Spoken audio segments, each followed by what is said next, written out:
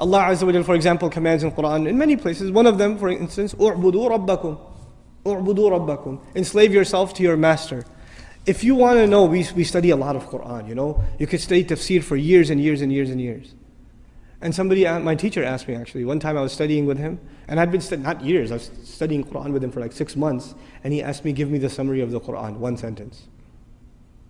Actually, and I said, one sentence? You go, okay, fine, 2. So he wants a summary of the whole Quran in 2 sentences. And I'm thinking, I'm going, in my head, I'm doing a review of the stuff he talks about all the time.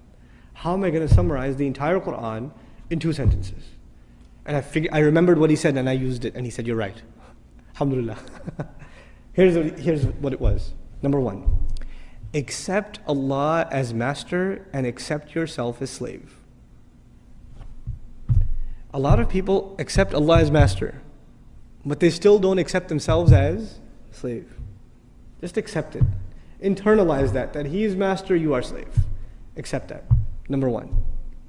And after you accept that, the second sentence, accept that this guidance is only beneficial to people who accept themselves as slaves. That's it. You say, Iyaka na'budu, you accept yourself as slave. Then what are you ready for? Ihdina sirat. Guidance. Slavery and guidance is the summary of the entire Quran. The Quran began with slavery, Iyaka na'budu. It begins with slavery, and at the end, again, he calls himself master, which alludes to us as what? If he's the master of the people are his slaves.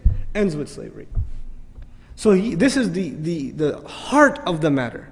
A lot of people have no hard time accepting Allah as the creator. That's okay. That's not the hard part. Or accepting Allah as merciful, or as wise, or as powerful, or as one. All of that stuff's easy. Because if you accept Allah as one, there may not be any implications on you. Allah is one, that's nice, I'm still going to do what I'm going to do. Allah is really merciful, great.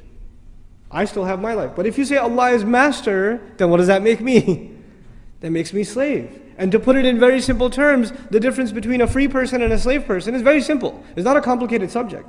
The difference between a free person and a slave person is a free person does whatever he or she wants. What does a slave do?